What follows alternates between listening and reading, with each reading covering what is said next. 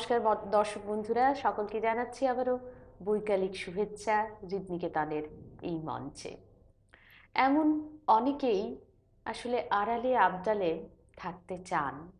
এমন কিছু শিল্পী আছেন যারা বড় নিভৃতে তাদের কিছু সাধনা চর্চাগুলো করতে থাকেন। এমনই একজন বিশেষ অতিথি আজকে আমাদের এই মঞ্চে উপস্থিত রয়েছেন, যাকে আপনারা হয়তো একজন প্রসিদ্ধ তবলা বাদক হিসেবে জানেন, চেনেন, কিন্তু তারও আড়ালে তার একটা নিভৃত সাধনার জগৎ রয়েছে। সেটা হলো তার কাব্যচর্চা। আমরা আমাদের এই অতিথিকে এরকমভাবেই একটু আবিষ্কার করেছি, তাই সেভাবেই আপনাদের কাছে নিবেদন করতে চাইছি তাকে। আসলে এই প্রতিভাগুলো একটু যদি আপনাদের কাছেও পৌঁছে দেওয়া যায়, ব্যতিক্রম হৃদনিকেতন সর্বদাই সেই চেষ্টাটা করে থাকে। দর্শক বন্ধুরা, আজকে আমাদের সঙ্গে রয়েছেন শ্রী সুনির্মল চক্রবর্তী। আমি জানি আপনারা অনেকেই তার তবলার বাদন নিয়ে অবগত, কিন্তু তার কাব্য চর্চা সম্বন্ধে হয়তো সেইভাবে অবগত নন। তো আজকে আমরা তার কাব্য প্রেম নিয়ে একটু আলোচনা করব, তার কাব্য সাধনা নিয়ে একটু আলোচনা করব। সঙ্গে থাকবেন বন্ধুরা। আসুন তবে আলাপ পর্বটা সেরে নিচ্ছি সুনির্মলের সঙ্গে।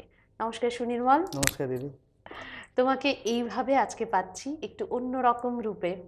আজকে তোমার দুজন সঙ্গী সঙ্গে নেই। মানে আমি তোমার তবলার কথা বলছি। তো আজকে একদম অন্য সুনির্মলকে আমরা পাচ্ছি। তো এই অনুভূতিটা এই মুহূর্তে তোমার কাছে কেমন?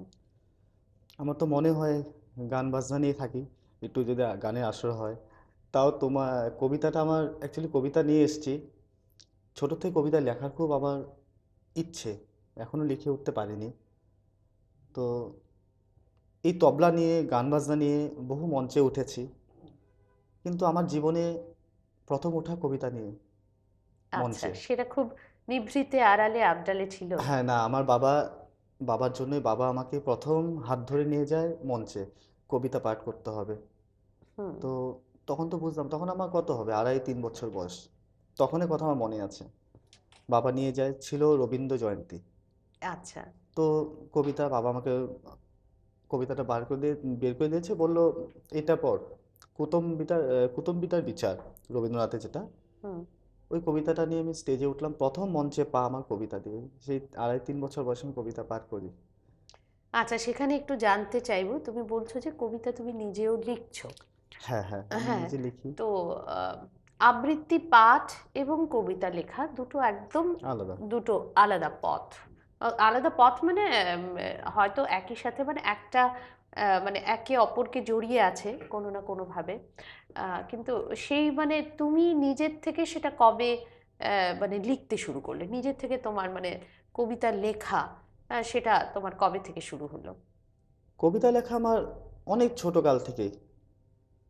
উম 4-5 বছর স্কুল সেটা যখন নেহাত যাই, শখ শখ করে শখ লিখতে, শখ করে লিখতাম, আহ, কবিতা না কোনো লিখবো বলে। গভীর কিছু তোমার ভেতরে মানে নাড়া কি, দিত? হ্যাঁ, হ্যাঁ। যদিও যে বয়সটার কথা বলছো সেখানে খুব গভীরতা নিয়ে তো কেউ ভাবে না। ধরো ছন্দ, খুব ছন্দে খুব মজা লাগছে। আমার এখনো মনে আছে একদম শুরুর আমার একটা কবিতা, যেটা আমি খুব ছোট্টবেলা তৃতীয় শ্রেণী হয়তো বা আচ্ছা। দ্বিতীয় বা তৃতীয় লিখেছিলাম। মেলা দেখে এসে লিখেছিলাম, মেলা মেলা মেলা হরেক রকম খেলা। তারপরের লাইনগুলো আমার মনে নেই, হারিয়ে গেছে বা এখন আর রিকল করতে পারছি না। মানে সেরকম কিছু খুব আনন্দের কিছু প্রকাশ ছিল, নাকি মানে একটু তোমার কাছ থেকে জানতে চাইবো, মনে আছে কি? হ্যাঁ, আছে। একবার কি হয়েছে, কি ঘটনা, তো প্রথম কবিতা লেখা, খুব ভালো প্রশ্ন। হুম। কেউ যদি বলতো প্রথম তবলা, আমি বলতাম, যেহেতু কবিতার না, সম্বন্ধে আজকে এটা। যেহেতু প্রসঙ্গটা, আজকে আমরা তবলা বাদক হিসেবে তোমাকে না, নয়, একজন কাব্যপ্রেমী হিসেবে এখানে মানে তুমি উপস্থিত। তাই আজকে কবিতা চর্চা নিয়ে একটু জানতে একবার চাইবো। আমি যেখানে থাকতাম আগে, বিবিসি কলোনি বলে, মালিগাঁও। তো ওখানে মাঠের মধ্যে জল জমেছিল। হুম। জল জমে থাকার পর তো বাবার সঙ্গে গেছি, "এই হাত ধরে নিয়ে যা, বিকেলে খেলার জন্য, তো হুম। খেলবি চল।" আমি কি করে, না খেলে, আমি জলটা পুরো গর্ত মানে জমা আছে, আমি ঢিল নিয়ে মারছি শুধু, আর কাদাগুলো ছিটেছে আমার গায়ে পড়ছে, মানুষের গায়ে পড়ছে, বাবা বকা দিচ্ছে। তো বাবা, ঠিক আছে তুমি একটু দেখো না, আমি ঢিল যখন মারলাম তার ঢেউগুলো কিন্তু কোথায় মিশে আছে বুঝতে পারছি না। হ্যাঁ, তখন কিন্তু সন্ধ্যা হয়ে গেছে, রাত্র হয়ে গেছে। ওটা সন্ধ্যা বলতে তখন 6টা 6:30 এরকম বাজে, কিন্তু অন্ধকার। ঠিক হুম। আছে, আমি ওই জলের মধ্যে তারা দেখেছি। ও দেখো এইখানেও তারা দেখা যাচ্ছে, এটা তো কাছের মতো। তখন আমার যেটা চিন্তা, মানে সে হ্যাঁ, মানে একটা হ্যাঁ, রিফ্লেকশন যেটা। তখন আমি গিয়ে কি করলাম, বাবার সঙ্গে চলে গেলাম। কিন্তু মাথার মধ্যে ঘুরছে আমি জলের মধ্যে তারা দেখেছি, তারা নিয়ে কিছু একটা লিখবো। সেই রাত্রেই লিখলাম, সকালবেলা বাবাকে বললাম, বাবা বলছে তুই রোজ যাবি কাদার মধ্যে জলে, আমি তোকে নিয়ে যাব। আকাশের তারা, আকাশের তারা, রহিয়াছ তুমি আকাশে ভরা, টিপ টিপ করে জ্বলিয়া তুমি, মোহ করিয়াছ আকাশের বুকে, অসংখ্য তুমি, তোমাকে গুনিতে নাহি পারি, তোমার নামে রহিয়াছ কত তারা, সপ্ত সপ্তর্ষি মণ্ডল আর সুখ তারা, আকাশের তারা, আকাশের তারা। এটা বাহ, প্রথম কবিতা আমার। বাহ, বাহ, সেটা বাহ। তখনই বাবা বললো ঠিক আছে চল, তবে রোজ তোকে আমি কাদার এখানে নিয়ে যাব, যে আরো কিছু লিখতে বাবা পারিস। দারুণ খুশি বাবা ছেলের এই খুশি হয়েছে। বহিঃপ্রকাশে। আর আমি যে যখনই যা কিছু লিখি, যা কিছু ভাবি, বাবার কাছে যাই, বাবা দেখো তো কি কিরকম, নিজে পড়বে, সবাইকে ঘরে ডাকবে, সবাইকে। কেউ যদি রান্নাঘরে কাজ তার মানে করতে তোমার থাকবে, কবিতা লেখার পেছনে মূল প্রেরণাটা তোমার বাবা। হ্যাঁ, বাবা বাবা। আমাকে সবসময় মানে এনকারেজ করতো ছোট থেকেই, হুম। সব কিছুর মধ্যে। বাহ, বাহ। মানে পারিবারিক একটা সাপোর্ট তুমি সবসময় পেয়েছো, তাই তো? বা সেরকম একটা অ্যাটমসফিয়ারও তোমার ঘরে ছিল, সাংগীতিক পরিবেশ ছিল, সাংস্কৃতিক চর্চাগুলো হতো। ভালো। তো এই যে আমরা আজকে কবিতা নিয়ে খানিকটা আলোচনা করছি তোমার সাথে বা তোমার কাব্যজীবনের সাথে, আহ, তুমি এই কবিতাটাকে ঠিক তোমার জীবনে কোন জায়গায় রেখেছো? যেরকম তবলাটাকে নিয়ে তুমি খুব সামনে আসছো, তোমাকে একজন তবলা বাদক হিসেবে মানে তুমি প্রসিদ্ধ বা পরিচিত। তো সেইখানে তোমার কবিতাকে তুমি কোন জায়গাটায় তোমার জীবনের স্থান দিয়েছো? সেটি সেটি কি আমি বলতে চাইছি মানে নিভৃতে বাস করা কোনো প্রেমিকার মতো, যে আড়ালে আবডালে থাকবে, নাকি কোনো মানে মহা সমারোহে সে তোমার সাথে চলছে, আছে? মানে তুমি ঠিক কবিতাটাকে কিভাবে চাও? আমার সঙ্গে প্রতিটি মুহূর্তে জড়িয়ে আছে। হুম। আমি ঘুম থেকে ওঠার পর দৈনিক যেটা কাজ হয়, হুম। সব কাজের মধ্যে আমি সব সময় কিছু না কিছু চিন্তা করি। এটা আমার ব্যক্তিগত সব সময়। গাড়িতে যাচ্ছি, বাসে যাচ্ছি, যেখানে যাচ্ছি, কিছু না কিছু আমার মধ্যে মানে মাথার মধ্যে ঘুরপাক খায়। মানে শব্দ, হ্যাঁ, কিছু শব্দ, শব্দ না ভাবনা? ভাবনা, শব্দ। যদি আমার কাছে খাতা কলম থাকে তো ওই সময়টুকু কিছু লিখে নিলাম, পরে আমি রাত্রে হলে প্লাস করে নিলাম। হুম। কিন্তু কবিতা লিখবো বলে বসলে যে কবিতা লিখতে পারবো, সেটা সেটা কোনোদিনও হয় না, সম্ভব হয় না। সেটা কখনোই হয় না, কারণ কবিতা এমন একটা জিনিস, সে অধরা মানে নারীর মতো তো ভীষণ রহস্যময়ী। আহ, তাই অব অবয়বটা পুরোপুরি তার ধরা, চোখের সামনে তৈরি করা মানে খুব সহজে আসে না তো। হুম, ওটা যখন আসে তখন স্রোতের মতো আসে, 100 বার। স্রোতের মতো আসে। তো আজকে তোমার স্বকণ্ঠে তোমারই একটা কবিতা, তুমি অলরেডি একটা পড়েছো, আরো কিছু হোক। হ্যাঁ, আমার স্বরচিত কবিতায়, মানে স্বরচিত বলতে একটু ভয় লাগে, নিজের নিজের ভাষাটাকে নিজেকে তুলে ধরি। যে হুম। এমন না যে আমার কবিতা অন্যজনের ভালো লাগবে। প্রথম কথা হলো কি, আমি প্রথম নিজেকে, এই বিশ্বাসটা নেই কেন? হ্যাঁ, নাই অন্যের বলছি। অন্যের ভালো লাগবে না, বা কেন লাগবে? মানে সেই বিশ্বাসটা নেই প্রথম কেন? হলো তার আমি, জন্যই কি আড়ালে থাকা কবিতা না না নিয়ে? না, আমি বলছি, আমি আমিটা একটু অহংকার আসে তো, আমি বলবো না। হুম। আহ, যে কোনো অবশ্যই। সময় আমি যখন আয়নার সামনে দাঁড়াই, বা যখনই আমি একটু ড্রেস আপ করি, তখন প্রথম আমি নিজেকে লুকস করি, নিজে আমি কিরকম লাগছি, হুম। তারপর মানে অন্যের চোখে। আত্মতৃপ্তিটা, আত্মতৃপ্তিটা আমার কাছে প্রথম। আর কবিতা কোনো লিখে কিছু, তোমার যে হ্যাঁ, তৃপ্তিটা হচ্ছে, সেটা তোমার প্রথম হ্যাঁ, প্রাপ্তি। প্রথম। অবশ্যই আত্মতৃপ্তি আগে, এবং সেই আত্মতৃপ্তি দ্বারা তুমি অন্য কাউকে যদি তৃপ্ত করতে পারো, সেটা স্বাদটা আরো অ্যাকচুয়ালি কি বেড়ে বলতে যায়। দিদি, শ্রোতা হিসাবে আমি প্রথম যে কোনো জিনিস বিচার করি। আমি হুম। যদি শ্রোতা হয় তো আমি কিভাবে নিব সেটা। আমি কিন্তু লিখছি, বা আমি ধরো আমি একটু গান বাজনায় থাকি, তো এটা একটু একটু কথা বলি, যেহেতু আমি যে তবলা যখন বাজাচ্ছি, আমি যদি শ্রোতা হই তো আমার তবলাটা, এই এই তো বাজনাটা আমার কীরকম হুম। লাগবে, ওই কানটাকে আমার ঠিক করতে হবে। তবেই হয়তো আমার আমার ভাষা বা আমার কথা বলা যদি অন্যের কীরকম লাগে। আমি মাঝে মাঝে এমন কিছু কবিতা আছে, না ভালো লাগছে না, লিখে ফেলেছি, হয়তো ওটা মনোপুত হয়নি আমার, হয়তো নিবে না, কেউ শুনলে হয়তো আমাকে বলবে তুমি চলে যাও, লিখতে হবে না আর, তবুও লিখেছি স্টকে। মানে নিজেকে স্যাটিসফ্যাকশনটা আমি প্রথম। আচ্ছা, এবারে শুনে নিব তোমার একটা কবিতা। হুম, জি। আচ্ছা, আমি একটি কবিতা পড়ছি। আমি 98-এ লিখেছিলাম এটা। আহ, সকাল 7:36 আমি কবিতাটা শেষ করি, মার্চ মাসের 3 তারিখ, 98। আচ্ছা, শুনে নেই। তো প্রভাত কেন লিখেছি সকালবেলাটা, সারাতে জেগেছিলাম। তো প্রভাত আর রজনীর মধ্যে কিছুটা খোলা, এটা আমার মনে আছে স্পষ্ট। প্রচণ্ড বৃষ্টি হচ্ছে, তখন যাদবপুর ছিলাম। তো কলকাতা যাদবপুরে ছিলাম, কোনো কাজে গেছিলাম, হয়তো ভুলে গেছি কাজটা। তো লেখার সময় আমি সারা রাত্রি জাগা, লিখবো। একটু পরিবেশটা ওরকম ছিল, বৃষ্টি পড়ছে আর টিনের ঘর ছিল, উপরে শব্দ হচ্ছে। হুম। সকাল 7টার মধ্যে আমি কবিতাটা শেষ করি। প্রভাতের দর্পচূর্ণ, প্রত্যেকের দর্প আছে, তো প্রভাতের দর্পচূর্ণ করেছে রজনী। রজনীকে ডুবিয়ে নিজেকে জাগিয়ে তুলেছে প্রভাত, আলোকিত করেছে এই বিশ্বলয়। গর্বিত প্রভাত রজনীকে বলে উঠে, সক্ষম আমি হেতু মানব চাহিদা মেটাতে নয় অক্ষম আমি। উঠে রবিদেব আমারই গর্ভে, মানব পশু উদ্ভিদ খাদ্য খায় আমারই প্রভাবে। সর্ববড় আমি, আমারই মাঝে লুকিয়ে থাকো তুমি। প্রভাত বলল। রজনী কহে, সত্যি বন্ধু, সত্যি তোমার কথা তাই। মানিয়াছি ক্ষুদ্র আমি তোমার থেকে, তবুও তো কিছু শক্তি আছে আমার ভাই। তব বলো রজনী, কি শক্তি রহিয়াছে তোমার মোর থেকে? যদি করিতে পারো প্রমাণ তুমি, মানিব আমি তোমায় আমার মন থেকে। রজনী কহে, শোনো ভাই, কর্মী মানব কর্ম করে, খাদ্য খায় তোমারই প্রভাবে। সর্বশেষে ক্লান্ত হয়ে বিশ্রাম লয় আমারই প্রভাবে। বিশ্রাম বিনা কি করিবে কর্ম? তুমি বলো ভাই, মানব পশু উদ্ভিদ সবারই লাগিবে রজনীর বিশ্রাম তাই। রাত্রিতে উঠে শশীদেব আমারই গর্ভে, উঠে শত শত তারা, সঙ্গে নেচে উঠে এই আনন্দময় সংসার।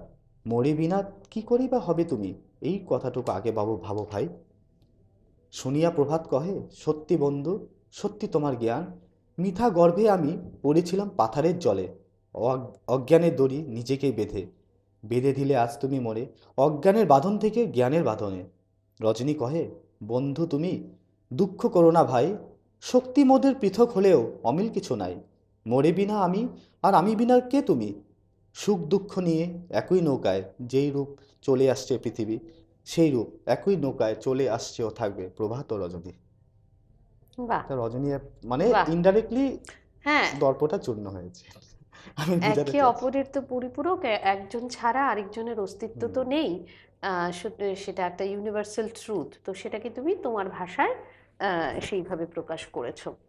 আচ্ছা, আমি তোমার শব্দ চয়ন শুনে আমার মনে হচ্ছে তুমি সাধু ভাষাটাকে বেশি প্রেফারেন্স দিয়েছো তোমার কবিতায়। মানে তুমি কি যখন এখনো লিখছো তখনও কি এই ধারাই তোমার বর্তমান হচ্ছে? না না না, এই ধারা না, হচ্ছে না। আহ, মানে সেই সময়ের সাথে সাথে বা যুগের সাথে সাথে আহ, অ্যাকচুয়ালি কি, শব্দগুলো আমার পাল্টে যাচ্ছে? পুঁথিগত বিদ্যা কবিতা নিয়ে তো নেই। না, সেই জন্য কবিতার। আমার মনে যেটা ভাষা আসে ওটাই আমি হ্যাঁ, লিখে ফেলি। হ্যাঁ, হ্যাঁ, হ্যাঁ। হয়তো ছোটতে বই বই পড়তাম, এরকম ভাষা পেতাম, কানে ঢুকে হুম, থাকে, হুম, হুম। আমি ব্যবহার করতাম। সেটাই, সেটাই, সেটাই। আচ্ছা, এবারে তোমার দ্বিতীয় কবিতায় যাব। আমি বেসিক্যালি জানতে চাইছি তোমার কবিতার জোনটা কি? একটি কবিতা আছে, কবিতার শেষে একটা প্রশ্ন থাকবে। কবিতাটি হলো, তুমি কে? আমার নাম, কবিতারই নাম তুমি কে। কে তুমি? মনে হয় জীবনের প্রতিটি পাতায় তুমি যেন বিরাজমান আমার অন্তর্মহলে। জ্ঞানের অর্থ বুঝিবার পর মুহূর্তে তুমি যেন হয়ে উঠলে আমার চিরসাথী। বলো, তুমি কে? তুমি যে অদৃশ্য, শুধু অনুভবেই যেন প্রকাশিত হও আমার নিঃশ্বাসের প্রতিটি পরখে। সকাল থেকে দৈনিক দৈনিক কর্ম শুরু হতে রজনীর সাথে বন্ধুত্ব করার পরও আমি বুঝি এক পলকের জন্য তোমায় হারিয়ে ফেলিনি। কে তুমি, যাকে তন্দ্রা জড়ানো চোখেও ভুলতে পারিনি? আমি আমি যে তোমার জীবন শুরু থেকে শেষ পর্যন্ত চিরসাথী হয়ে থাকব। আমি যে অমরণশীল তোমার জীবনে, সুখ দুঃখে বিরাজমান আমি সর্বদা তোমারই সাথে। আমি যে লুকোনো তোমার মস্তিষ্কের কোনো না কোনো এক কোষে, ভালো ও খারাপ কর্মেও আমি যে জড়িত তোমার জীবনের প্রতিটি পাতার মাঝে। আমি যদি রথ হই, তুমি সারথি, যে পথে আমায় বলবে সেই পথেই আমি চলি। জীবনের ভালো কর্মের সঠিক প্রয়োজনে আমায় ব্যবহার করো তুমি, দেখবে একদিন অমৃত ফল লাভ করেছো আমার সঠিক ব্যবহারে। আমি যে মৃত্যু পর্যন্ত জড়িত তোমার জীবনে সর্বদা, বুঝোনি এখনো আমি কে? আমি চিন্তা। কারণ চিন্তাটা এমনই একটা জিনিস, বাহ, আমরা খুব সবকিছু সুন্দর। ভুলে থাকবো। এবারে একটু তানপুরাটা কমিয়ে দেবো আবারও, নাহলে কথাগুলো হয়তো দর্শকদের কাছে পৌঁছবে না। খুব সুন্দর লিখেছো। এটা তোমার কবের লেখা?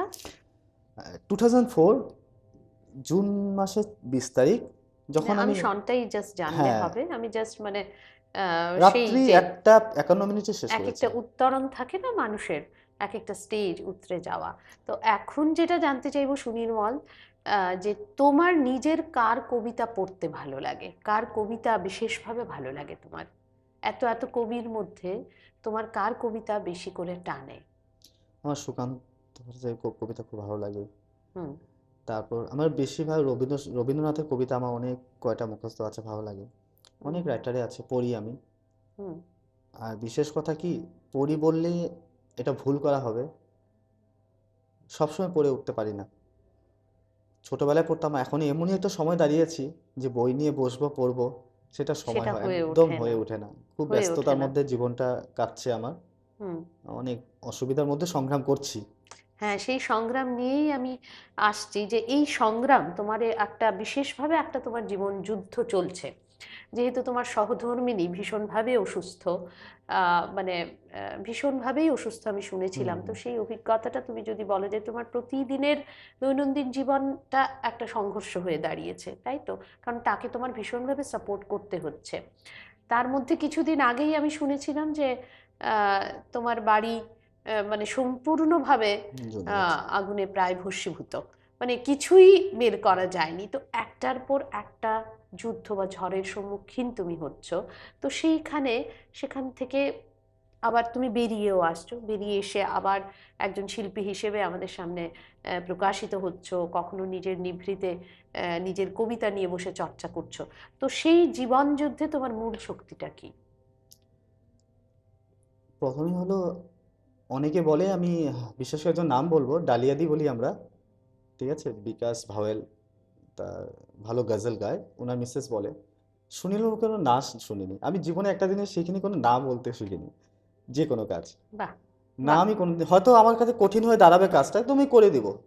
হয়তো হুম। তুমি বললে 7টার সময় দেখা করতে, একজন বললো 7:30, আচ্ছা ঠিক আছে তোমার সঙ্গে দেখা করবো, কিন্তু বাকি সময় তো আমি ম্যানেজ করবো, সময় কিভাবে করবো, স্ট্রাগল করে হলে আমি মেকআপ করবো, না আমি বলিনি। বাহ, সো খুব সুন্দর। জীবনে তো উত্থান পতন আছে, ঘর আগুন লেগে যায় সত্যি। তারপরে আমার মিসেসও মানে খুব হুম। প্যারালাইসিস হুম। হয়ে হুম। যায়, ব্রেন স্ট্রোক হয়ে। তবুও ওর প্রচন্ডটা মানে এনকারেজ করে, সবাই করে, যে আমি তবুও, যে আমার গান বাজনা শেষ হয়ে গেছে, আমার ঘর বাড়ি হ্যাঁ, মানে হারমোনিয়াম পুড়ে গেছে। সর্বহারার সেই হ্যাঁ। যে একটা মানে সর্বহারা না, মানে সেটা যখন আগুনে পুড়ে যখন ব্যাপারটা হয়েছিল, যে হুম। তোমার সমস্ত কিছু ইভেন কি আমার ভস্মীভূত হয়ে সার্টিফিকেট অলসো, গেছিল। হ্যাঁ, সার্টিফিকেটস আর তবলাও পুড়ে গেছে, আমি হারমোনিয়াম সেটাই তবলা। বলছি, যে মানে একটা কিছু উদ্ধার করা যায়নি, যেটুকু মানে আমরা শুনেছিলাম। তো সেখান থেকে দাঁড়িয়ে যে আবার তোমার কামব্যাকটা, সেই যুদ্ধটা নিয়ে তুমি যদি একটু বলো আর কি, সেই অভিজ্ঞতাটা। কারণ আমার মনে হয় এই ধরনের অভিজ্ঞতাগুলো আহ, অনেককে আরো প্রেরণা দেবে, অনেককে আরো মানে শক্তি আমরা যোগাবে। বলি না যে কিছু বাণী আমরা পড়ি, স্বামী বিবেকানন্দের বাণী, হুম। রামকৃষ্ণের বাণী, সেমন কিছু কিছু মানুষের বাণী ছোটবেলায় যখন শুনেছি এখনো মাথায় গেঁথে আছে। হুম। আমি অনেক ছোটকাল, তখন হয়তো 8-9 বছর এরকম হবে, 10 এরকম হবে, তখন আমি একটা রবীন্দ্রসঙ্গীত প্রোগ্রামে যাই তবলা নিয়ে প্রোগ্রাম হুম। করতে। সেই মঞ্চে আমি, গ্রিন রুমে ছিল আমার তবলা, তো হঠাৎ গিয়ে দেখি তবলাটা আমার নেই, চুরি হয়ে গেছে। চোখে দিয়ে আমার তো পুরো কান্নাকাট, মানে আহা। তবলা নেই, হুম। মানে আমার সাথে এসবই হয়, কান্নাকাটি চলছে আমার। হঠাৎ আমাকে ডাকলো, তুমি হয়তো চিনবে, ভানু দে, সুভাষ দে, মানে ভানু মামা নেই এখন পৃথিবীতে। হুম। হুম। হুম। হ্যাঁ, হুম। হুম। তো আমাকে, তুই এদিকে আয়, ভালো গাইতেন, ভালো ভালো লিখতেন ভানু। তো মামি বলে ডাকি, কাঁদছিস কেন? আমি বলছি তবলাটা না আমার চুরি হয়ে গেল। আচ্ছা, চোখের জলটা মুছে, বলছি কেন? তবলাটা চুরি হয়ে গেছে, তোর তো হাতটা চুরি হয়নি। সেই মুহূর্তে যে আমি চোখটা মানে মুছলাম, তারপরে যতগুলো কাজ হয় আমি ওই কথাটাকে মনে রাখি, বাহ। যে জীবনের আসবে, বিপদ আসবে, কিন্তু বিপদের বিপদের সাথে সঙ্গে সংগ্রাম করাটাই সবচেয়ে বড় লড়তে কথা। হবে, লড়তে হবে। লড়তে হবে। আর সেই মুহূর্তে যদি হয়তো আমি ক্লাস 8-এ পড়ছি, রেজাল্ট খারাপ হয়ে গেছে, পড়ে অন্যখানে চলে গেলাম, কাজকর্ম করছি, পড়াশোনা বাদ, আমি তো 9 কোনোদিনও পাবো না। করতে হবে, এটা স্বাভাবিক, স্বাভাবিক কথা। তো নিজেকে সংগ্রাম স্বাভাবিক। করে আগাতে হবে, হুম। এটাই। ওই কিছু কথা আছে যেটা মাথার মধ্যে রয়েছে। যেগুলো তোমার জীবন যুদ্ধে প্রচন্ডভাবে সাহায্য হ্যাঁ, করছে, সাহায্য করছে। সাহায্য করছে। তো তোমার এই মানে মানুষের জীবন যুদ্ধ, প্রতিটা মানুষেরই যুদ্ধটা তো ডিফারেন্ট ওয়েতে চলতে থাকে। সবারই কিছু না কিছু অসুবিধে জীবনে থাকে, অপ্রাপ্তি থাকে।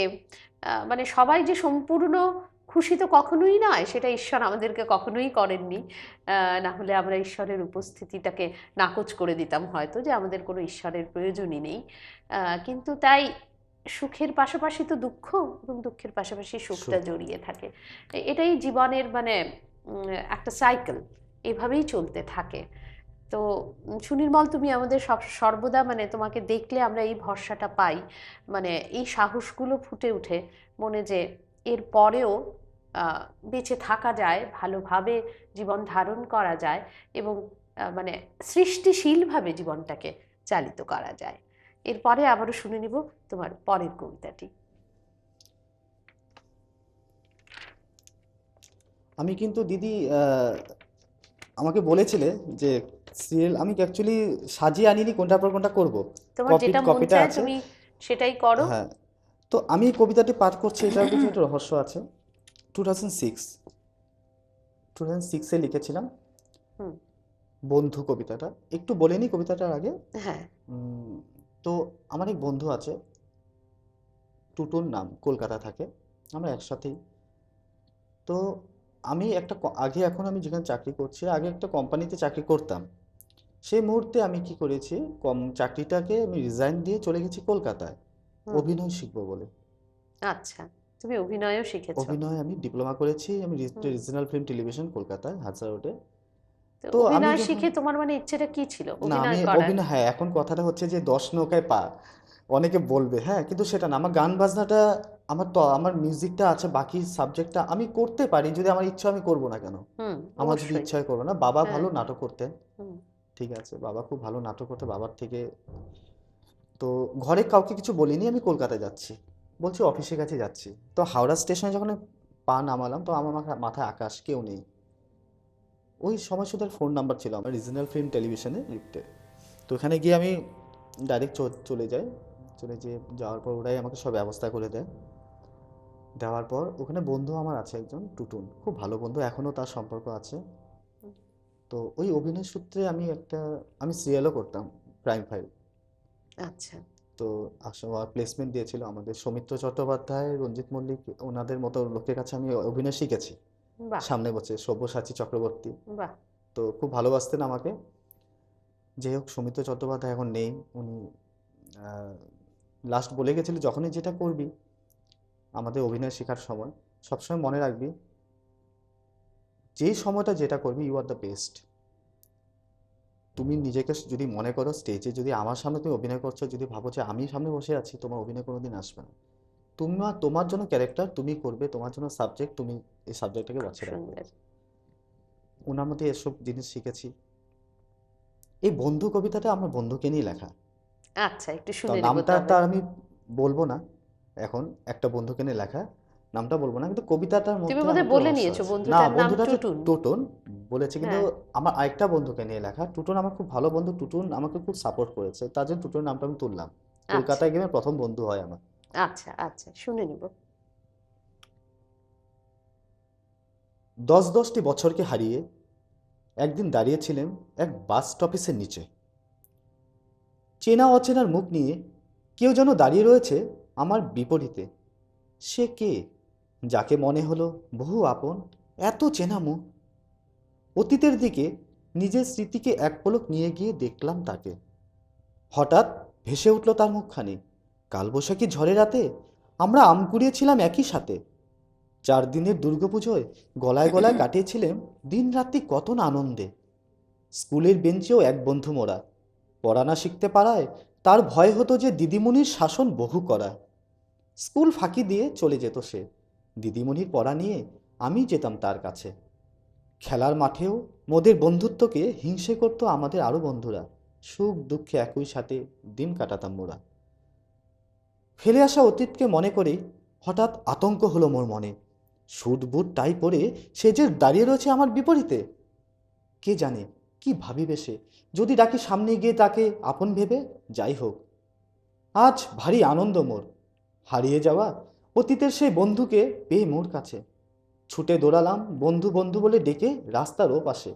শুনতে পেয়ে তখন আমার সারা দূর করে দিয়ে বসলো গাড়ির ভিতর, আমার চিনতে না পারার কোনো এক বাহানা বানিয়ে। পরনে ছিল আজকের দিনে সাধারণ কাপড় আমার গায়ে। সত্যি কি পরিচয় চিনবে সে আজ আমাকে, চিনবে সে আজ স্যুট বুট টাই পরা, একই গাড়িতে বসা তাহার মতো কোনো এক বন্ধুকে। একটা কোনো দুঃখ, একটা কোনো আহ, আফসোস হ্যাঁ, তার বলবো, মধ্যে লেখা ছিল। সেটা সেটা ফুটে উঠেছে। আজকে দর্শক বন্ধুরা, আমরা সুনির্মলকে একটু অন্যরকম ভাবে পাচ্ছি, একটু অন্যরকম ভাবে আপনাদের কাছে তুলে ধরবার চেষ্টা করছি। কারণ এই সুনির্মলের সাথে হয়তো অনেকেই পরিচিত নন। তাই সুনির্মলের একটু অন্যরকমভাবে সুনির্মলকে আমরা একটু আবিষ্কার করলাম, একটু আপনাদের কাছে পৌঁছানোর চেষ্টা করলাম। এবারে আপনাদের বলতে হবে যে সুনির্মলের আজকের এই অনুষ্ঠান আপনাদের কেমন লাগছে। ভালো লাগলে অবশ্যই একটু মন্তব্য করে জানান, তাকে একটু উৎসাহিত করুন। সঙ্গে থাকুন বন্ধুরা, ভালো লাগলে অনুষ্ঠানটিকে শেয়ার করুন এবং আমাদের চ্যানেলটিকে সাবস্ক্রাইব করুন। সঙ্গে থাকুন, আমরা আবারও যাচ্ছি সুনির্মলের কাছে। আজকে গলাটা সত্যি ভোগাচ্ছে সুনির্মল, মানে থেকে থেকে কাশি উঠছে। মানে চারপাশের যেরকম অবস্থা, আর ঠান্ডা যেভাবে জেকে বসেছে তাতে মানে গলাটাকে ঠিকঠাক রাখাটাই মানে খুব একটা আমি তো আজকে আসবো বলে ভাবতে পারিনি। সঠিক ব্যাপার। প্রচন্ড শরীর খারাপ ছিল গতকাল। তাই, যাই হোক, তবু যে তুমি আসতে পারলে, তোমার সময় দিলে, তার জন্য আমরা ভীষণভাবে খুশি।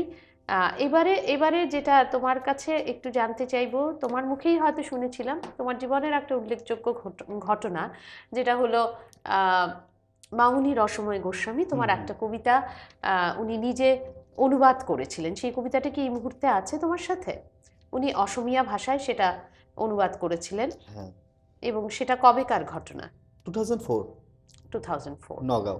আচ্ছা। নগাঁওতে সাহিত্য সভায় গিয়েছিলাম। হুম সেই মঞ্চে মামুনি রহমান গোস্বামী বসা ছিলেন। হুম তো সত্যি বলতে কি আমার পরিচয় ছিল না যে উনি সেই পার্সোনালিটি, উনি যে একজন মানে নক্ষত্র একজন। হুম হুম যাই হোক, সেই মঞ্চে আমি উঠে আমাকে একটা কবিতা পড়ার সুযোগ দিল। আমার খুব ইচ্ছে, মানে এসব পেলে আমি দৌড়াতাম।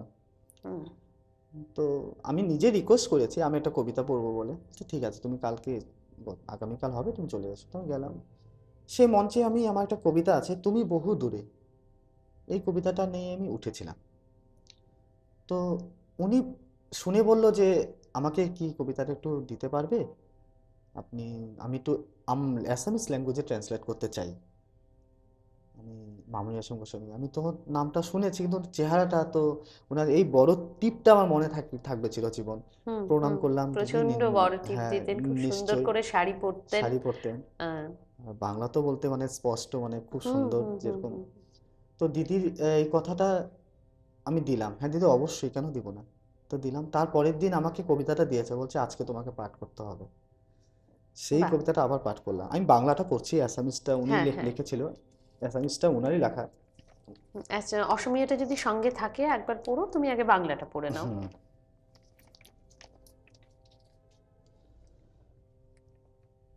ডুবে যাওয়া গোলাপি সূর্যের বিপরীতে বিকেলবেলা আমি যে বসেছিলাম কোনো এক কালো পাথরের গায়ে চেপে।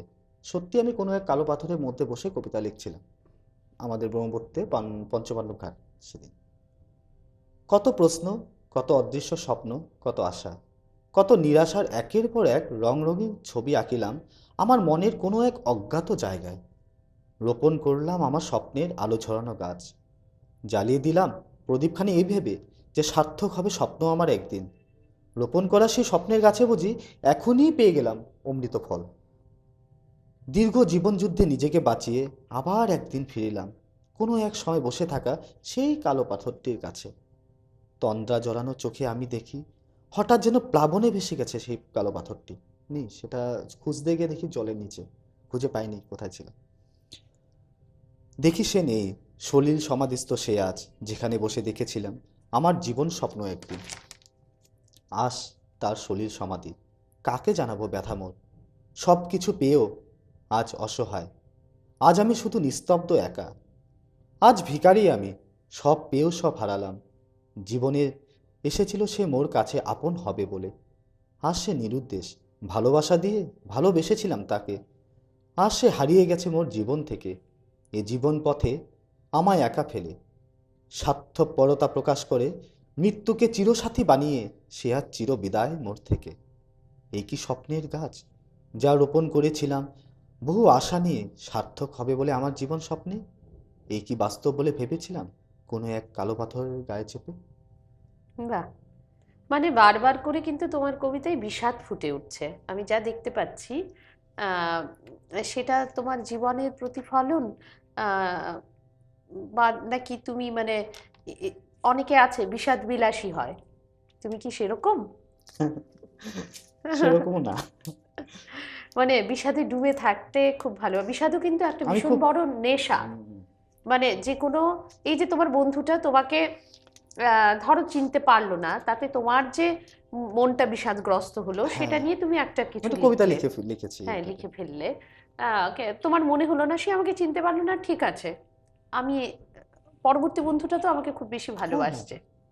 হ্যাঁ, কিন্তু তোমাকে ওইটা বেশি হয়তো মানে মনে খুব বেশি আঘাত করেছে যে এই না, বন্ধুটা আঘাত আমাকে চিনতে করেছে, পারলো না। আঘাত করেছে, কিন্তু আমার জীবনে একটা দৃঢ় বিশ্বাস, কোনোটা ভগবানের একটা আশীর্বাদ, পর মুহূর্তেই ভবিষ্যতে আমার সঙ্গে সেই ঘটনা আবার তাকে দিয়ে, আমার যে কোনো কাজ যদি আমার এরকম হয়ে যায়, আবার সেটা আমার সঙ্গে রিলেটেড হয়। রিসেন্ট আমার সেই বন্ধু আমাকে নিজেও মেসেজ করেছে, কোথায় আছিস, ভালো আছিস। এক মঞ্চে যখন আমি গেছিলাম, ওই আমাকে গলায় গামছা দিয়ে সংবর্ধনা করেছিল। বাহ! বাহ! হ্যাঁ, কিন্তু তাকে আমি বুঝতে দেইনি। হ্যাঁ, ওই আমাকে স্টেজের মধ্যে সংবর্ধনা জানিয়েছিল। এটা আমার কাছে সবচেয়ে বড় প্রাপ্তি ভগবানের কাছে। বাহ! বাহ! খুব আসলে না, আমি সেটাই জানতে চাইছি। মানে এই যে বিষাদ বিলাসী ব্যাপারটা শুনতে একটু হয়তো কেমন লাগছে, কিন্তু এই বিষাদও কিন্তু একটা ভীষণভাবে নেশা, একটা ঘোর। আমরা প্রতিদিন মানে সেটার ভেতরে ডুবতে ডুবতে, মানে সেটাও মানে সেটার থেকেও কবিতার প্রচুর জন্ম হুম, হুম, হচ্ছে, হুম। ওই ঘোরটার থেকে। ওই কারণ আহ, সৃষ্টি সুখের শুধুমাত্র উল্লাস নিয়ে কিন্তু আমরা কবিতা লিখি না।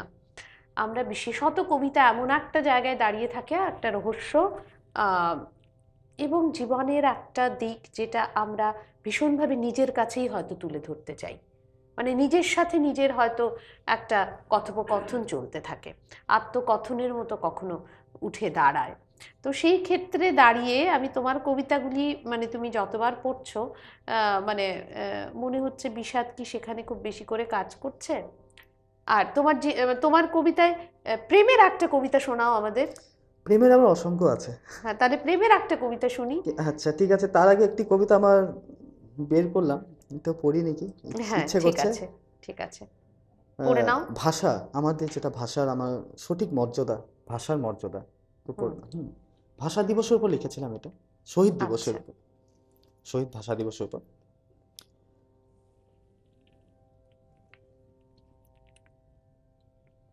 একই সাথে জলটা নিলাম। বলো। তিন সদস্যের পরিবার আমার, তিন সদস্যের পরিবার আমার, ছোট্ট করি বাস, তবু খানিক উপার্জনের মাঝে সুখে আছি আজ। ছেলে আমাদের মস্ত বুদ্ধি, ছোট্ট থেকে জানি, ভেবে রেখেছি কষ্ট করে হলেও পড়াবো ওকে একদিন ডাক্তারি।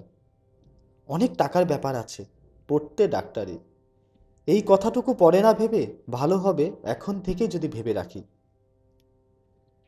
তারই সাথে রয়েছে শিক্ষার জোর, প্রথম দরকারি, ভেবে রেখেছি কোন স্কুলে এখন থেকে পড়াবো ওকে আমি। বাংলা শিক্ষার দাম কোথায় আজকের এই যুগে, যদি বলে ইংরাজি ভাষা, সম্মান তাতে আরও বাড়ে। ঠিক করেছি ছেলেকে আমি হাতে খড়ি দিব এবি দিয়ে, এখন থেকেই মা বাবার পরিবর্তে সামনে যাব মাম্মি ড্যাডি হয়ে। হঠাৎ এলো আমার মায়ের ডাক, হঠাৎ এলো আমার মায়ের ডাক আমার কানের মাঝে, খোকা বলে ডাকছে আমায় হয়তো কিছু সময় ধরে। গেলাম মায়ের সাড়া পেয়ে পাশের ঘরের দ্বারে, দেখতে পেয়ে মা যে আমায় কাছে আসতে বলে। জিজ্ঞেস করি মাকে আমি, কি হয়েছে বলো? মা বলল, চুপটি করে একটু আমার পাশে এসে বসো। জানি আমি আশির ঘরে মায়ের আজ জীবন। জানি আমি আশির ঘরে মায়ের আজ জীবন। তাই হয়তো শয্যাশায়ী মা যে আমায় কাছে পেতে চায় সারাক্ষণ। হঠাৎ করে বলল আমায়, কর না খোকা, বাংলা ভাষার ওই গান। গানটি শুনে আমি যেন পাই বেঁচে থাকার প্রাণ। বললাম তখন মাকে আমি, শুনো তুমি, তোমার প্রিয় কবি বিশ্বকবি রবীন্দ্রনাথ ঠাকুরের রচিত সেই গানখানি আগুনের পরশমণি। গানের শেষে মা আমায় একটি কথা বলল, দাদু ভাইকে ডাক্তার পড়াও, কিন্তু আগে মানুষ করে তোলো। দেশ বিদেশে রয়েছে কত জ্ঞানী গুণী সমাবেশ। দেশ বিদেশে রয়েছে কত জ্ঞানী গুণী সমাবেশ। তাদের মাঝে খুঁজলে পাবে ডাক্তার ইঞ্জিনিয়ার অনেক। শিক্ষিত মানুষের হয় না বিচার কখনো বিদ্যা দিয়ে। শিক্ষিত মানুষের হয় না বিচার কখনো বিদ্যা দিয়ে। শিক্ষিত হয়েও অশিক্ষিত তারা কখনো নিজেদের ব্যবহারে। সর্ববড় মানুষ হওয়া মানুষ হতে দাও। বাংলা ইংরেজির বিভেদ না রেখে মানুষের প্রতি মানুষের সুসম্মান শিখিয়ে যাও। সব শিক্ষায় সমান যদি সুশিক্ষা দাও। সব শিক্ষায় সমান যদি সুশিক্ষা দাও। মানুষের মতো মানুষ হয়ে সমাজে বাঁচতে শেখাও। সেই তো। অন্যের শিক্ষা শিক্ষিত হয়ে হয়তো পাবে অনেক নাম। ভুলে যেও না, বিদ্যাসাগরের মতো বিদ্বান ব্যক্তির বাংলা ভাষায় আজও রয়েছে বিশ্বজুড়ে তার বহু নাম। এই জীবনের শেষ সময়ে এইটুকু বলে যাই, বাংলা ভাষায় মা ডেকেছ, তাই মা ডাকের সম্মানটুকু চাই। বাহ, বাহ, সুন্দর। আজকে আমরা একদম অন্যরকম ভাবে একটু সুনির্মলকে পাচ্ছি, সুনির্মলকে শুনছি। সুনির্মলের একটা অন্য দিক আপনাদের কাছে তুলে ধরবার চেষ্টা করছি, আমাদের সেটাই উদ্দেশ্য থাকে। কিন্তু সুনির্মল, আমাদের ঘড়ির কাঁটা ভীষণ দ্রুত ঘুরছে, আমাদের হাতে খুব বেশি আর সময় নেই। তুমি আমাদের দর্শক বন্ধুদের জন্য আর কি তৈরি করে এনেছো? আমার একটি কবিতা আমি ইচ্ছা আছে তোমার সাথে পড়া, আমার সাথে পড়ার যদি আচ্ছা, কবিতাটা সহযোগিতা। এই মুহূর্তে আছে তোমার আছে সাথে? আছে। আচ্ছা, হ্যাঁ, দুটো কাগজ তো আছে। হ্যাঁ, এই তিনটা। আচ্ছা। এখানে মানে মেল ফিমেল দুটো লিখেছি। হুম। তো দুটো ভয়েস আমি করব না, যদি আমি তোমাকে রিকোয়েস্ট করব, তুমি যদি আমাকে সহযোগিতা করো। অবশ্যই আমি খুশি হব, ভীষণভাবে খুশি হব। তো আগে শুরুটা তুমি করো, হ্যাঁ, কবিতার নিশ্চয়ই। ভিতরে ঢুকতে একটু তো সময় লাগবে। আর তুমি পারবে, তোমাকে আমি সবসময় ফলো করি। এত সুন্দর তোমার চেষ্টা করছি ভাই, চেষ্টা না দিদি, তুমি চেষ্টা করছি। যথেষ্ট চেষ্টা করছো। আর তোমাকে দেখে অনুপ্রেরণা পাই। Thank you, thank you so much. আসলে কথা শব্দ আমাদেরকে তো ভীষণভাবে জড়িয়ে থাকে প্রতিদিন। আর কথা বলা মানে কিন্তু শুধু মঞ্চ প্রদর্শনের জন্য নয়, আমাদের প্রতিদিনের জীবনে কথার একটা মাহাত্ম্য আছে। তুমি ঘরেও যখন কথা বলছো, তার ভ্যালুটা কতটুকু, আহ, ঘরে বাইরে যেখানে, পরিবার পরিমণ্ডলে, শুধু মঞ্চে নয় কিন্তু। হুম, তো কথাটা তো আমাদের ভেতরের প্রকাশ। তো কথাগুলো খুব ভেবে বলা উচিত আমার মনে হয় আর হুম, কি। এবং সেইভাবে আমরা কথাগুলো তুলে ধরতে পারছি কিনা, পৌঁছাতে পারছি কিনা অপরজনের কাছে, সেটা মানে গুরুত্বপূর্ণ বিষয় কিন্তু। অনেকে ভেবে কথা বলেন, অনেকে না ভেবেই তো কথা বলেন। ইয়েস। কিন্তু কথা বলাটাও মানে একটা আর্ট। আর্ট। আর্ট। সেটা আমি মানে বহুদিন পরে বুঝতে পারলাম। সেটাই, চলো শুরু করা যাক। এই কবিতাটি তো পঞ্চমী দিন আমাকে ফোন করেছিল। আমাদের এখন প্রয়াত শিবেন স্যার নেই। আচ্ছা, ওনার শিবেন ব্যানার্জি স্যার। শিবেন ব্যানার্জি হ্যাঁ। স্যার নেই।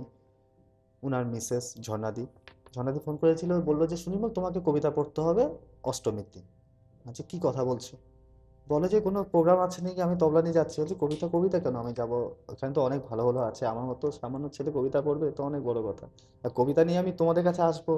বলে, না না, তোমাকে আসতে হবে। পঞ্চমী দিন বলেছে, ষষ্ঠীর দিন আমি কবিতাটা লিখলাম, হয়নি মনপ্রত। সপ্তমীর দিন আমি রাত্রি শেষ করলাম, অষ্টমীর দিন কবিতাটা নিয়ে স্টেজে উঠলাম। করে নিন। মহা অষ্টমীর সেই লগ্নে, এই নামটাও আমি স্টেজে ওঠার আগে নামটা রেখেছি। না, কিছু তো নাম লিখতে, নামটার নামকরণ করা হয়নি। তো মহা অষ্টমী যেহেতু আমার প্রোগ্রামটা ছিল, সেদিনই লেখা। আচ্ছা।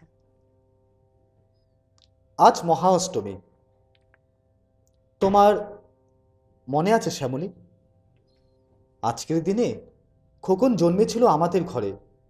কত না আনন্দিত, কত না উৎফুল্লিত ছিল আমাদের সেই দিনটি। মনে হচ্ছিল যেন সময়ের গতি আমাদের সাথে অন্যায় করেছে।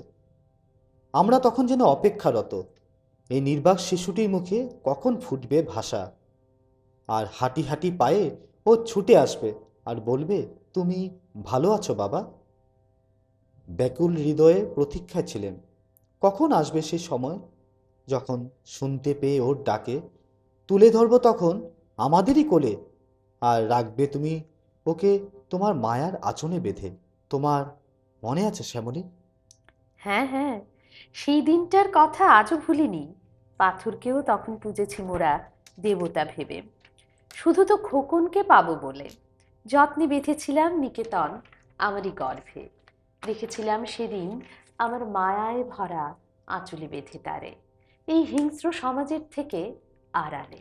হ্যাঁ, ব্যথায় যখন কেঁদেছিল তার দুনয়ন, হাহাকারের স্বরে তুমি তো ছুটে গিয়েছিলে তার দুনয়ন হতে ঝরা অশ্রুখানি মুছে দিবে বলে। আর মনে পড়েছে তখনই তোমার খোকনের ব্যথা সারাতে গিয়ে অসাবধানতার ফলে তোমারই তো গেল একটি পা ভেঙে।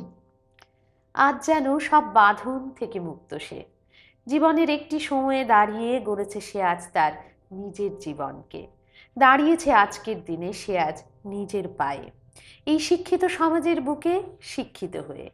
বেঁধেছে সে আজ নতুন এক জীবন সাথীকে তারই জীবনের মাঝে, ভালোবাসার বাঁধন দিয়ে। একটি পায়ে আজ অচল আমি, কষ্ট হয় তার, তাই খুঁজে দিয়েছে হয়তো খোকন আমার বৃদ্ধাশ্রমের দ্বার। কেন দুঃখ করছো তুমি? এও এক জীবন, যেমন কর্ম ফল তেমনি, সবই কপালের লেখন। আজ যে খোকনের জন্মদিবস, মহা অষ্টমীর দিনে, আজকের জন্য খুশি আনো এবার তোমার মনে। চলো যাই বৃদ্ধাশ্রমের ওই জানলাটির ধারে, জানলা খুলে চাইবো আমরা মায়ের কাছে খোকন যেন ভালো থাকে। সত্যি খোকন যেন ভালো থাকে। আসলে খুব বাস্তব কিছু জিনিস ফুটে উঠছে, দেখতে পাচ্ছি তাই তোমার কবিতায়। আহ, এইগুলো তোমাকে হয়তো ভাবায়, এইগুলো তোমাকে কাঁদায়, এইগুলোই তোমাকে হয়তো লিখিয়ে সঠিক। নেয়, লিখিয়ে নেয়। তো আমরা খুব সুন্দর কিছু সময় কাটালাম আজকে সুনির্মলের সাথে। সুনির্মলকে একটু অন্যভাবে জানলাম। একটু জানতে চাইবো, যেহেতু আমরা একদম শেষ পর্যায়ে এসে পৌঁছে গেছি সুনির্মল, একটু জানতে চাইবো তবে যে তোমার স্বপ্ন কি, সেটা কোনো কবিতা নিয়ে হোক বা শিল্পী নিয়ে, মানে আগামী দিনে তোমার কোনো পরিকল্পনা কি, সেরকম কোনো পরিকল্পনা আছে? প্রথম হলো, প্রত্যেক মানুষের এমবিশন এইম ইন লাইফ থাকে যে আমি মিউজিশিয়ান, ডক্টর, রাইটার। আমার একটা এইম আছে, আমারও আছে। হুম। মানুষ মরণশীল, যেদিন আমি থাকবো না পৃথিবীতে, আমি যাকে চিনি না সে যদি আমার মৃত্যুতে অল্প হলেও চোখের জল ফেলায়, তবে আমি ধন্য। আমি রাইটার হয়ে করতে পারি, তবলাবাদক হয়ে করতে পারি, একটা ভালো মানুষ হয়ে করতে পারি, কিন্তু আমি যাকে চিনবো না সে যদি আমাকে চিনে, যদি এক ফোঁটা চোখের জল ফেলায়, এখনো তো জীবনটা অনেক বড় হতে পারে। সুনির্মল, আমি একটা এখনো দিনই তো অনেক কথা বলি, কিছু জীবন, করার হ্যাঁ বাকি, আছে অনেক কিছু মানুষের অনেকটা শেষ বেঁচে নেওয়ার পর্যন্ত। বাকি। আর আমি ভাবি, আমার একটা আলাদা জিনিস কি রকম, আমি প্রত্যেক দুর্গাপুজোটা হিসাব করি আমি কটা দুর্গাপুজো দেখবো। আচ্ছা। যে কোনো আজ কারো অসুস্থ, তো কেউ অসুস্থ আছে আমার বন্ধুরা হয়তো যদি দেখে শুনবে ওরা সুনির্মলা একই কথা বলছে, কেউ অসুস্থ কাকা জ্যাঠা, আমি যে আগামী দুর্গাপুজোটা পারবে, আমি দুর্গাপুজো নয় ক্যালকুলেশন করি কটা দুর্গা আমার জীবনে, আমি এখন মানে ফর্টি তোমার টু ইয়ার্স জীবনে পুজোটা খুব বেশি মাহাত্ম্য রাখে, হ্যাঁ, উৎসব। একটা দুর্গাপূজার জীবনে যতটা মানে দুর্গাপুজো দেখবো। উৎসব তোমার জীবনে হুম, খুব প্রধান একটা ব্যাপার, সেই উৎসব তুমি কতটুকু আনন্দে মেতে নিতে পারছো। তো সে মানে আজকে না হয় মৃত্যুর কথা থাক। না মৃত্যুর কথা বলিনি, আমার এমই লাইফের কথা বললাম। হ্যাঁ, যাকে, তবে আমাকে এমন কিছু করতে হবে, যদি আমার জন্য কেউ চোখে যদি জল ফেলে তবে কিছু একটা আমার করতে হবে, হ্যাঁ, সেটা আমি সেটা যে কোনো তোমার, কিছু। হ্যাঁ, বেঁচে থাকতে থাকতেই করতে হবে, জীবনটাকে হ্যাঁ বেঁচে সেটা, নিয়ে জীবনে ভরপুরভাবে চারটা, বেঁচে নিয়ে করতে জীবনে হবে। 4টা পেজ বাকি থাকবে, বায়োগ্রাফি, বায়োগ্রাফি করে থাকবে 4টা পেজ ব্ল্যাঙ্ক, যদি কেউ থাকে লিখবে, বাহ! ইচ্ছে আছে। খুব খুব আবেগপ্রবণ ছেলে সুনির্মল, সেটাই মানে আজকে বিশেষভাবে বুঝতে পারলাম। এবারে চলে যাব তোমার শেষ কবিতাটিতে। আচ্ছা, শেষ কবিতা না? তবে তো একটা কবিতা 23শে জানুয়ারির উপর একটা বলতাম, বিপ্লবের উপর। তো যেহেতু প্রেমের কবিতা বলেছিলে না, প্রেমে তো অজস্র আছে, তো আচ্ছা, প্রেমের, হ্যাঁ, প্রেমের একটা শুনে আমরা বিপ্লবের, হ্যাঁ, নেতাজির বিপ্লবের একটা বার্থডে ছিল কবিতা সামনে। শুনে দিয়ে আমরা আজকে শেষ পর্যায়ে, মানে অলরেডি আমরা প্রায় চলে এসেছি।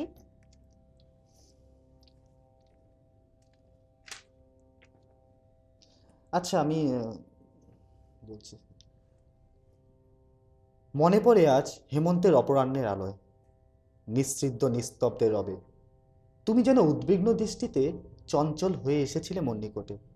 কিছু গোপন তথ্য জড়িয়ে তোমার দু নয়নে, আমি তখন উদ্বিগ্ন দৃষ্টিতে, উৎকণ্ঠিত চিত্তে জানতে আগ্রহী, যা রয়েছে গোপন হয়ে মোর কাছে, যা রয়েছে রহস্যজড়িত লজ্জাবতী হয়ে তোমার দু আখির মাঝে। কৌতূহলী দৃষ্টির সাথে চেয়ে রয়েছে তোমার মুখপানে, দ্বিধাগ্রস্ত কণ্ঠে ক্রমশ প্রকাশ করিলে আমায় ভালোবাসো বলে। হঠাৎ করে আমাকে বললো ভালোবাসো, আমি এর মধ্যে কল্পনা ছিল। আমি যেন মুহূর্তের মধ্যে রণবিজয়ী, দীর্ঘ না পাওয়া প্রেমকে সেদিন মোর কাছে পেয়ে। সত্যি ভাগ্যের পরিহাস, বুঝিতে পারিনি তোমার সে ক্ষণস্থায়ী প্রেমকে তখন, যা লুকিয়ে রেখেছিলে সেই হেমন্তের অপরাহ্নে তোমার ছলনা মুখোশের আড়ালে। বেশ, প্রেম তবে তোমার কাছে ছলনাময়ী। এবারে চলে যাব বিপ্লবে। হ্যাঁ, বিপ্লব। তো বিপ্লবে 12ই জানুয়ারি স্বামী বিবেকানন্দের জন্মদিন। আমি কবিতাটি লিখেছিলাম হ্যাঁ, 12ই জানুয়ারি 12 চলে তারিখ। গেছে। না না, হ্যাঁ, 12 স্বামী বিবেকানন্দের জন্মদিন 2007-এ লিখেছিলাম এটা। 11 তারিখ, 11ই জানুয়ারিতে আমাকে ফোন করে, একটা কম্পিটিশন হচ্ছে, অল আসাম ভিত্তিক একটা কবিতা কম্পিটিশন, বিপ্লবের উপর লিখতে, মানে প্যাট্রিয়টিক কবিতা লিখতে। সেই 11টার সময়, কালকে সকালবেলা 12টার সময়, মানে দুপুর 12টার মধ্যে সাবমিট করতে হবে। তো কম্পিটিশন, ঠিক আছে লিখে দিই। লিখলাম, দিলাম, তো ফার্স্ট হলাম। বাহ, রাতে রাত্রি বাহ। লেখার মধ্যে যে বিপ্লব কবিতাটা প্রথম স্থান পেলাম। যাই হোক, এটা জীবনে আমার বয়রসী পয়লয় বিপ্লব। তো তিনটা একটা মিনিং করেছি: বয়রসী বিদ্রোহ, পয়লয় প্লাবন, বয়ে বিচ্ছেদ, মানে সংগ্রাম বা যুদ্ধ। বাহ। জন্ম যখন হলো আমার ধরণীতে, জ্ঞানকে বন্ধু করে আলো ফোটালাম আমার চোখের মণিতে, বুঝিতে পারিলাম কি অর্থ বিপ্লবে। বয়রসী বিদ্রোহ, যাকে নিয়ে খেলা খেলেছিল ভারত মাতার মুষ্টিময় কয়েকটি সন্তান। পয়লয় প্লাবন, যা নেমে এসেছিল কালবৈশাখী ঝড়ের মতো তাদের সুন্দর জীবনে। বন্ধু ও সংসারে মায়াকে ত্যাগ করে তারা এগিয়েছিল ভারত মাতাকে বেঁধে রাখা ব্রিটিশ দেশে নাগপাশের শিকল থেকে আজাদ করতে। বয়ে বিচ্ছেদ, হাসি মুখে তারা ডেকে নিয়ে এলো তাদের সুন্দর জীবন পথে। 18 বছরে ক্ষুদিরাম হাসতে হাসতে বিচ্ছেদ হলো ফাঁসির কাস্টে ভারত মাতার বুক থেকে। আবার আসবে মাসির ঘরে, জানলো ভারতবাসী সবে, জন্ম হলো সুভাষ নামে 23শে জানুয়ারি সেই মহান দিনটিতে। মাতৃ হলো সন্তানহারা, বোন হলো ভাতৃহারা, কত না স্ত্রী হলো স্বামীহারা। নির্ভয়ে মৃত্যুকে বন্ধু করে ফাঁসির কাস্টে দিল জীবন তারা। হে বিপ্লবী, তোমাদের জানাই প্রণাম। হে ভারতের চিরগৌরব, তোমাদের জানাই প্রণাম। হে ভারতে মহাসংগ্রামী, তোমাদের জানাই প্রণাম। হে ভারত মাতার অমূল্য রত্ন, তোমাদের জানাই শত শত কোটি প্রণাম। বাহ, খুব সুন্দর, খুব সুন্দর লিখেছে। আমরা খুব ভালো একটা সময় কাটালাম সুনির্মলের সাথে। যেতে যেতে সুনির্মলের কণ্ঠে একটা গানও তবে হয়ে যাক। আমি যতটুকু জানি সুনির্মলের রবীন্দ্রসঙ্গীত হয়তো ভীষণ প্রিয়। তো একটা গান আমরা শুনে নিতে চাইছি সুনির্মলের থেকে। সুনির্মল, তুমি কি তৈরি? দিদি, তৈরি তো ছিলাম, কিন্তু বর্তমানে তৈরি নেই। একটু অসুবিধা হচ্ছে, গলায় আমার খুব শুকে যাচ্ছে। গলায় অসুবিধে হচ্ছে? ঠিক হুম, আছে, কোনো ব্যাপার না। এক লাইন করতে পারি। ঠিক আছে, সেরকমই করো। আমি তো গায়ক নই, ভুল ভুল হবে তোমাদের কারণ তুমি ইচ্ছেটা আদর প্রকাশ মর্মে। করেছিলে হুম, তখন, তাই আমার মনে রইল। হুম। তো দিদি, আমি গানটি গাইবো, ঠিক আছে। গানটি গাওয়ার মতো করে গাইতে পারবো না, শোনার মতো করে শুনবে, আদর চোখে শুনবে। হ্যাঁ, একদম, একদম, একদম। আর আদর চোখে শুনবে বলছি কিন্তু। তুমি তুমি তুমি ধরো, আমি তোমার সাথে একবার ধরবো গানটা। কোন গানটা গাইতে সখী চাইছো? ভাবনা কাহারে বলে। সখী ভাবনা কাহারে বলে। সখী ভাবনা কাহারে বলে, সুখী যাতনা কাহারে বলে, তোমরা যে বলো দিবস রজনী, ভালোবাসা ভালোবাসা, সুখী ভালোবাসা কারে কয়, সে কি কি বলি যাতনাময়, সে কি বলি চোখের জল, সে কি বলি দুঃখের শ্বাস, লোকে তবে করে কি সুখের তরে এমন দুঃখের আশ। সুখী ভাবনা কাহারে বলে, সুখী যাতনা কাহারে বলে। তোমার সঙ্গে অনেক গাচ্ছি, অনেক ভালো অনেক লাগছে, ধন্যবাদ। কিন্তু আমার গলাটা আজকে খুব ধরে আছে, গানটা অনেক ধন্যবাদ, দীর্ঘ, তুমি আমাকে ধরে আর দিয়েছো। আমাদের সময় একদম সীমিত, তাই আমরা অল্পখানি কি করলাম, অল্পখানি সঙ্গ দিলাম সুনির্মলকে। সুনির্মল, খুব ভালো লাগলো এভাবে তোমাকে পেয়ে, আর লাস্ট খুব একটি কথা ভালো বলে শেষ করি। থাকো। হ্যাঁ, হ্যাঁ, বলো। দিদি, আমি কবি নই, কবিতা লিখি বলে কবি নই আমি। ভেঙে যাওয়া কাঁচের টুকরোগুলোকে কবিতার ছন্দে বাঁধি বলে কবিতা আমি লিখি। তাই কলমের কালিতে কবিতা রোপণ করি বলে নই কবি আমি। বাহ, অসাধারণ সমাপ্তি। তুমি এরকম ভাবেই লিখে যাও। তোমার জীবন যুদ্ধ, তোমার জীবন সংগ্রামে তুমি যেভাবে কবিতাকে পাশে রাখতে চাও সেভাবেই রাখো। নিভৃতে রাখতে চাইলে সেভাবে রাখো, তাকে মহা সমারোহে নিতে চাইলে সেভাবে করো। একদম তোমার মতো, কিন্তু তোমার মতো করে তুমি খুব ভালো থাকো, সেটাই সবচেয়ে দরকার। ধন্যবাদ দিদি। অনেক অনেক ভালো থাকো। দর্শক বন্ধুরা, আমাদের সময় একদম শেষ আজকের মতো, তবে বিদায় নিতে হচ্ছে, এবং যেতে যেতে অবশ্যই বলছি সময়টা কিন্তু ভালো নয়। দুঃসময় চলছে, চারপাশে খুব বেশি অসুস্থতা চলছে। সবাই খুব সাবধানতা অবলম্বন করুন, সবাই খুব ভালো থাকুন এবং নিজেকে একটু বাঁচিয়ে রাখুন। ধন্যবাদ।